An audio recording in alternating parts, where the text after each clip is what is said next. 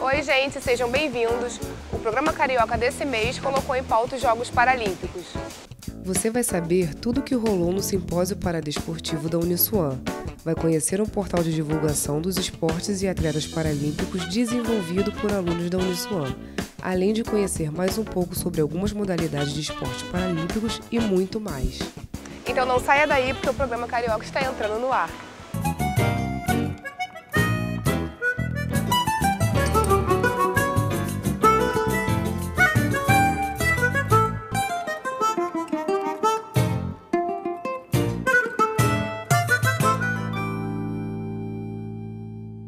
Uma modalidade que já conquistou o coração de muitos atletas é a paracanoagem. A paracanoagem é um dos esportes que será disputado nos Jogos Paralímpicos do Rio em 2016. E nada melhor do que um atleta para explicar sobre a modalidade. Estamos falando de Caio Ribeiro de Carvalho.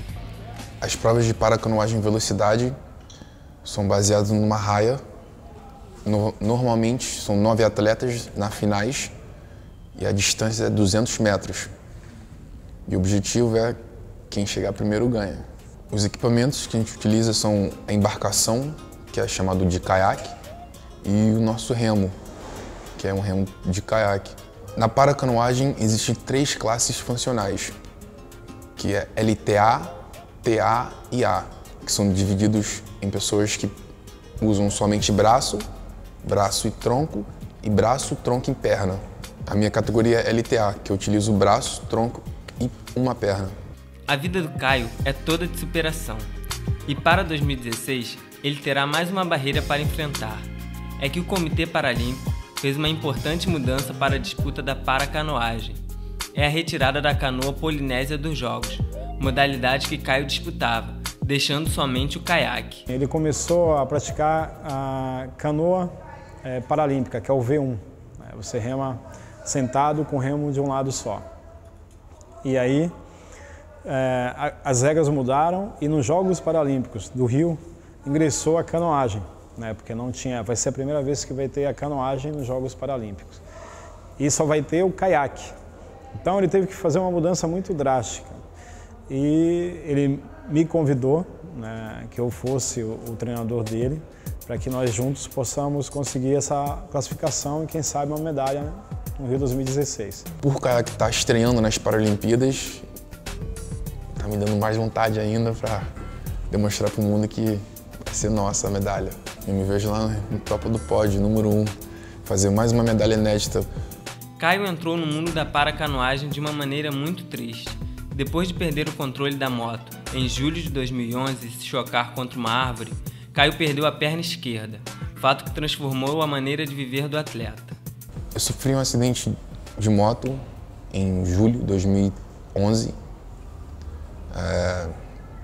Eu fui passar por um cruzamento, eu perdi o controle ao passar por um bueiro que estava solto. Eu tentei retomar o controle da moto, mas não consegui.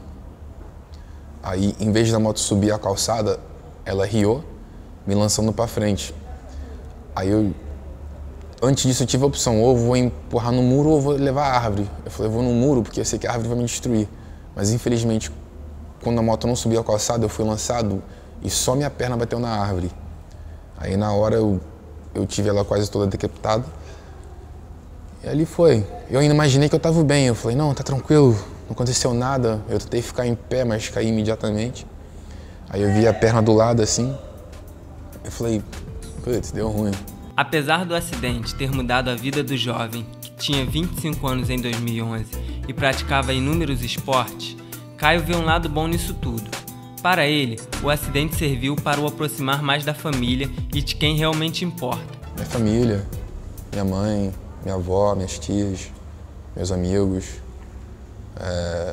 todos estiveram presentes. Isso deu muita ajuda. E foi bom para mim, porque esse acidente fez eu reconhecer mais as pessoas. E no meio disto tudo, Caio encontrou, através de um amigo, um caminho a trilhar depois do acidente. O que ele não sabia era que ia se apaixonar pela paracanoagem. A paracanoagem caiu de paraquedas na minha vida. Eu nunca imaginei que ia remar canoa, caiaque. Depois do meu acidente, tinha um colega meu que tinha falado sobre um projeto que estava acontecendo na praia da Urca, no Rio Vaá. Aí demorou um tempo, mas um dia eu fui lá conhecer o que era a canoagem. E aí eu entrei na água, adorei aquela sensação de estar no meio do mar, me sentindo livre. Apesar de hoje ter conseguido melhorar muita coisa na vida diária depois do acidente e de ser um atleta profissional de alto nível, o paracanoísta não se considera totalmente recuperado. Porém, tudo isso o deixa mais motivado para continuar derrubando muros. A minha recuperação, eu acho que vai ser pro resto da vida, porque é difícil esquecer. Sim, lógico, tem momentos que parece que eu sou normal, eu me sinto normal.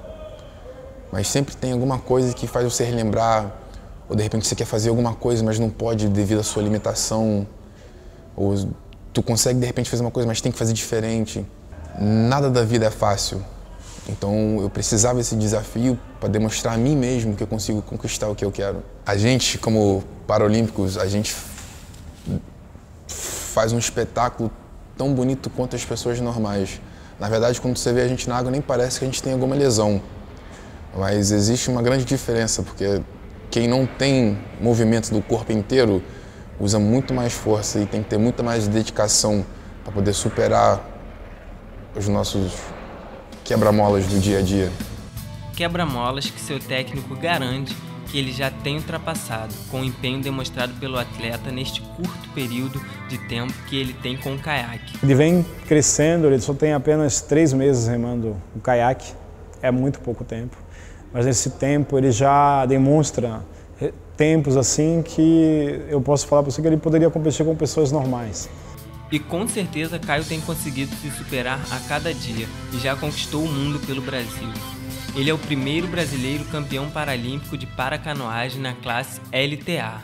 Para mim, tive muito significativo, porque por ser o primeiro brasileiro a conquistar essa medalha de ouro na minha classe, na paracanoagem, foi um alivio. Um alivio porque eu consegui demonstrar para o mundo que o Brasil tem muito potencial.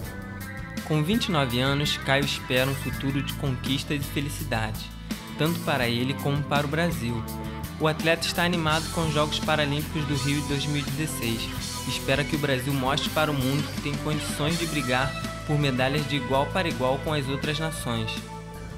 O que eu espero desse esporte é a minha felicidade. Conquistas inéditas, representar o Brasil. A vida nunca vai ser fácil, sempre vai ter alguma coisa para te testar, vai ter um obstáculo, mas isso que te faz ser mais forte. Tendo um prejuízo desse, complica muito, mas tem um sonho, acredita no teu sonho, corre atrás. Isso que é o mais importante, é não desistir. É acreditar em você, acreditar que você tem potencial. Independente do grau da sua lesão, nunca desista. E bota a cara, só isso, vai pra rua. Pra mim foi a minha nova vida. Pra mim a paracanoagem é a perna que eu não tenho, é as minhas limitações. A paracanoagem é meu sangue, o batimento cardíaco. É a minha alegria do dia a dia.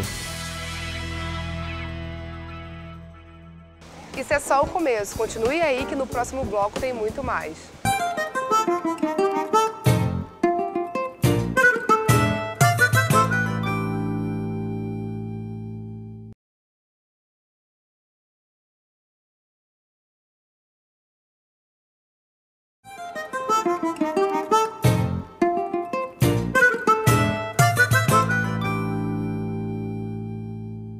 Voltamos com o programa Carioca e hoje estamos falando sobre os esportes paralímpicos.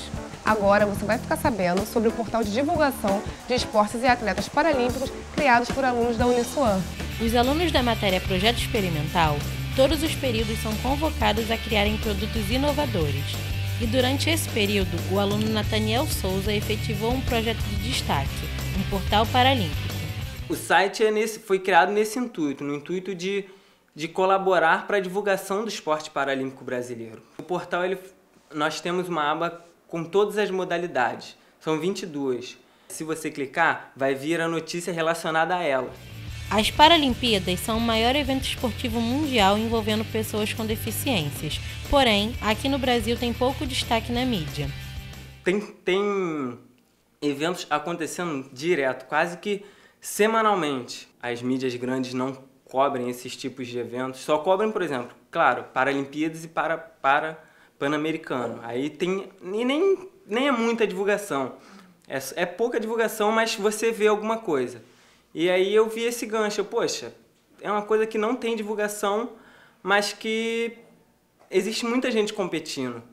E também a história de superação dessas pessoas são excepcionais. Os atletas paralímpicos, eles recebem mais medalhas do que os atletas olímpicos, mais medalhas de ouro até.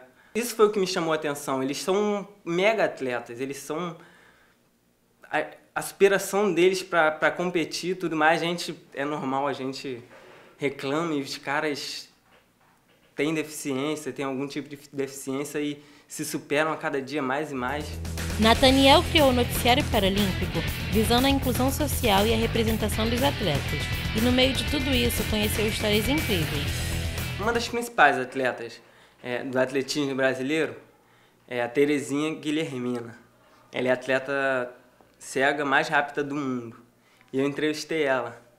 Ela é conhecida por ser bem generosa, muito generosa. Lendo alguma história dela, ela ajuda muito a família, a mãe dela. Mas aí eu entrevistei ela, perguntei se ela ainda tinha alguma coisa que ela ainda queria realizar. Eu quero ser mãe. Então isso me chama bastante atenção. O sonho dela não é só ganhar ouro. Ela quer ser mãe, é uma coisa que eu achei bem bonita, assim. Hoje vamos invadir a privacidade de Eduardo Maier, um atleta de rugby adaptado.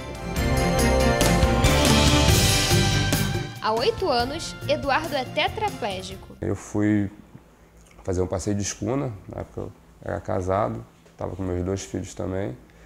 E numa das ilhas em que a gente parou ali na região de, eu sempre confundo, de Itacuruçá, numa das ilhas eu pulei da escuna, fui até a praia e na praia tinha uma pedra que ficava metade submersa na água e outra metade na areia. E eu resolvi pular, uma vez pulei em pé, já vi que estava rasa e uma outra pessoa pulou, né, de cabeça, assim, deu uma barrigada e eu meio que naquela...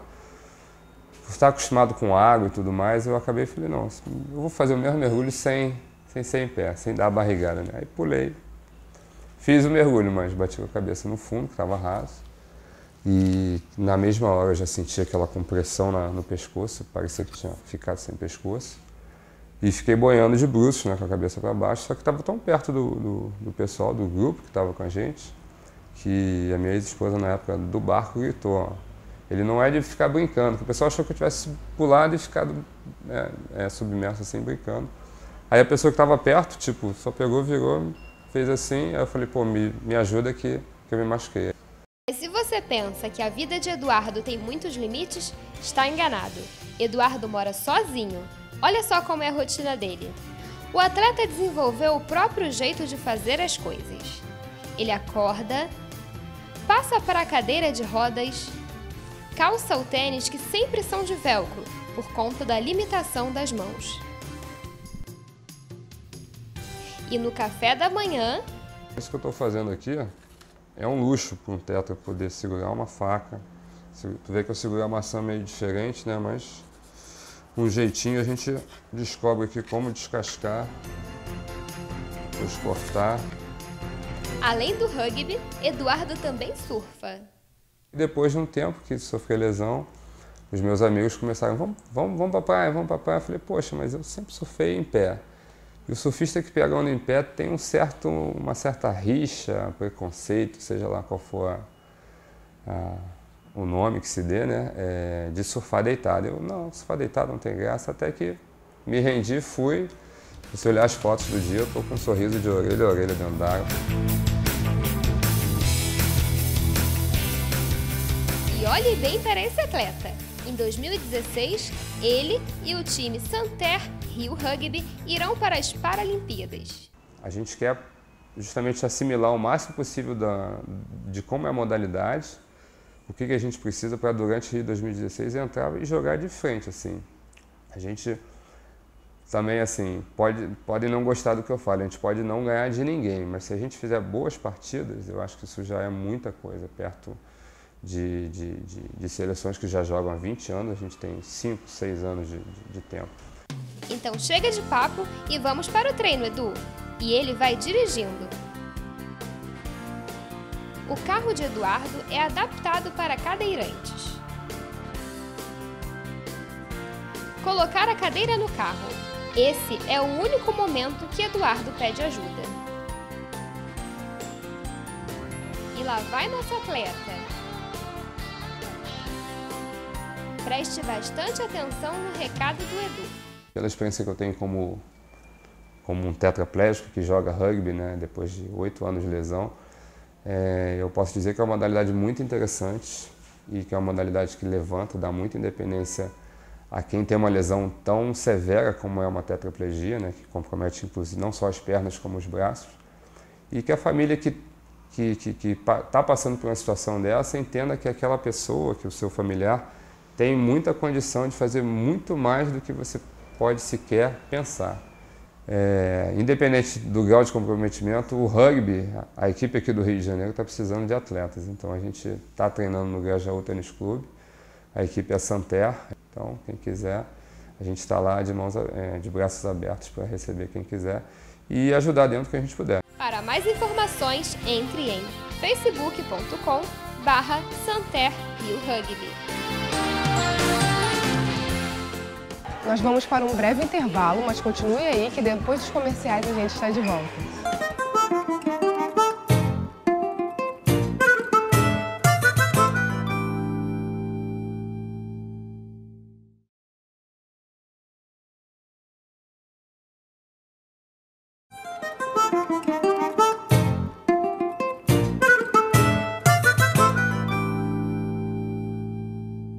A repórter Carolina Lopes foi conferir de pertinho o simpósio paradesportivo realizado na Uniswan de Bom Sucesso. Coordenado pela professora Patrícia Vigário, o primeiro evento sobre paradesporto da Uniswan é considerado o pioneiro no Rio de Janeiro. O primeiro simpósio paradesportivo carioca é uma iniciativa do mestrado e doutorado em Ciências da Reabilitação da Uniswan. E ele é uma iniciativa de uma linha de pesquisa que nós temos em avaliação e intervenção no esporte adaptado. É uma linha que é voltada para a avaliação do estado fisiológico, biomecânico, bioquímica de atletas com deficiências de diversas modalidades, deficiência física, visual, intelectual, e de que maneira a ciência pode contribuir para melhorar o desempenho deles. Está sendo realizada a avaliação de diversas modalidades paralímpicas, com atletas de diferentes clubes, em vista à Paralimpíada agora de 2016, que está tendo uma grande repercussão a nível nacional e não tem pessoas no Rio de Janeiro que trabalham com esse tipo de modalidade.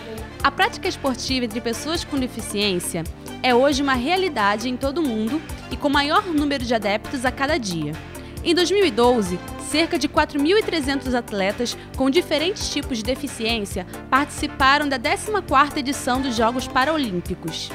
O primeiro simpósio paradesportivo carioca, realizado pela Uniswan, é fomentado pela FAPERJ e chancelado pela Academia Paralímpica Brasileira e tem o intuito de conscientizar as pessoas deficientes ou não da importância do paradesporto. É uma área que normalmente ela é meio que esquecida, né?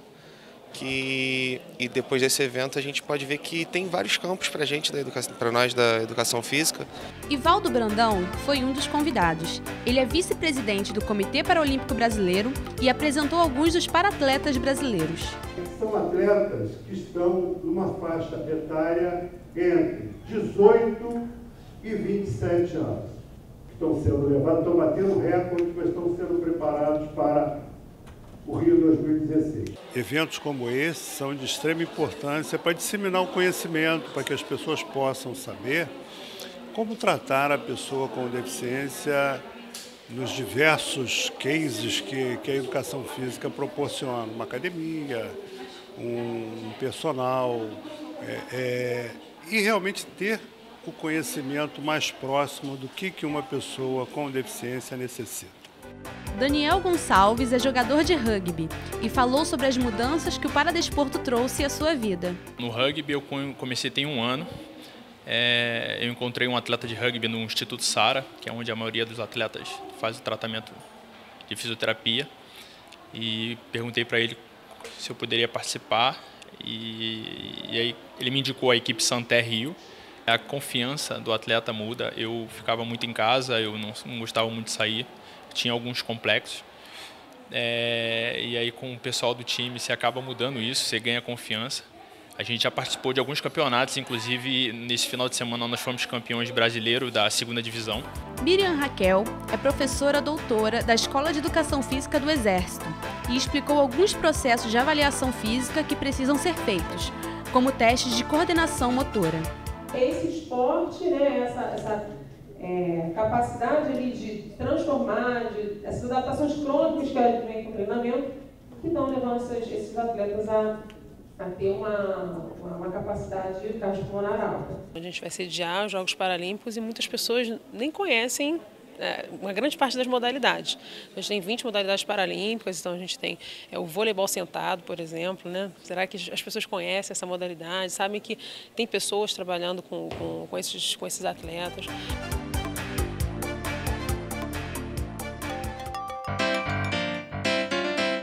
Você já pensou em jogar futebol com venda nos olhos? Difícil, né? Mas deficientes visuais provam que é possível. No futebol de 5, popularmente conhecido como futebol de cegos, jogadores ultrapassam as barreiras da deficiência e surpreendem muita gente. O futebol de 5, ele começou no Brasil, tem relatos que em 1950, 1960, em alguns institutos, né? Aqui no Rio de Janeiro, no Instituto Benjamin Constant, em Minas Gerais, também no Paraná. Na década de 80, começaram os campeonatos oficiais para deficientes visuais, como a Copa do Brasil, que era o campeonato brasileiro da época. Com eles, vieram as regras oficiais. São 2 tempos de 25 minutos, com intervalo de 10 minutos. Os 2 minutos finais de cada tempo são cronometrados, o resto do jogo é corrido. Mesmo sem a visão, alguns jogadores têm alguma percepção luminosa. É pedido para a torcida ficar em silêncio, né? Mas é difícil às vezes quando ele vai atacar, a torcida geralmente fica falando mesmo, fica atrapalhando, é normal. Uma das principais diferenças entre o futebol de 5 e o futebol convencional passa despercebida aos olhos: a bola. Com guizos em seu interior, a bola serve de orientação para os jogadores dentro de quadra. Por isso, é necessário silêncio durante a partida, pois com o som emitido pelos guizos, os jogadores podem identificar onde ela está, de onde ela vem e assim conduzi-la. Minha maior dificuldade foi com a adaptação, né? A gente tem que aprender tudo de novo, né? Questão de domínio, de condução de bola, noção de espaço, tudo muda, né? Mas a técnica continua a mesma. Itamar também falou da importância do futebol em sua vida.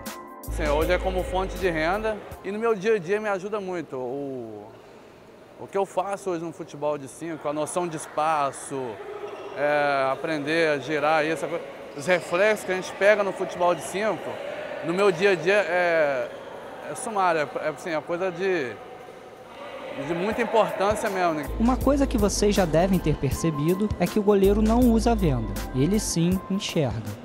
A principal diferença que eu senti quando eu saí, porque eu tive experiência já jogando futebol, o convencional, foi essa da mecânica do movimento. É algo completamente diferente, que é só vendo o jogo ou estando no jogo para sentir.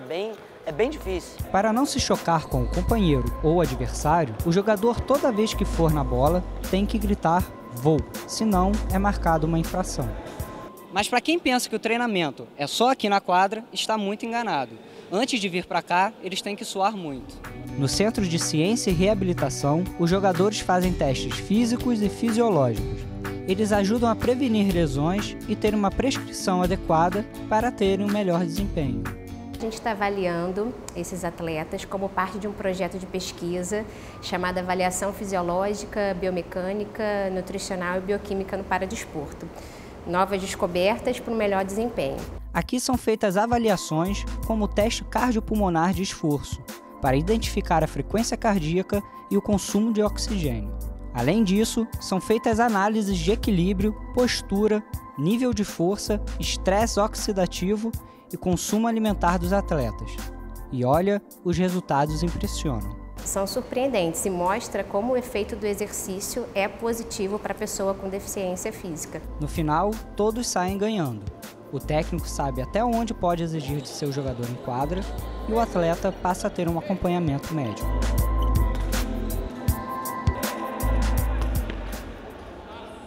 E aí, pessoal, o que achou do nosso programa Carioca de hoje? Deixe seu comentário no nosso Facebook, é facebook.com/tvUniSuam. Até a próxima, tchau!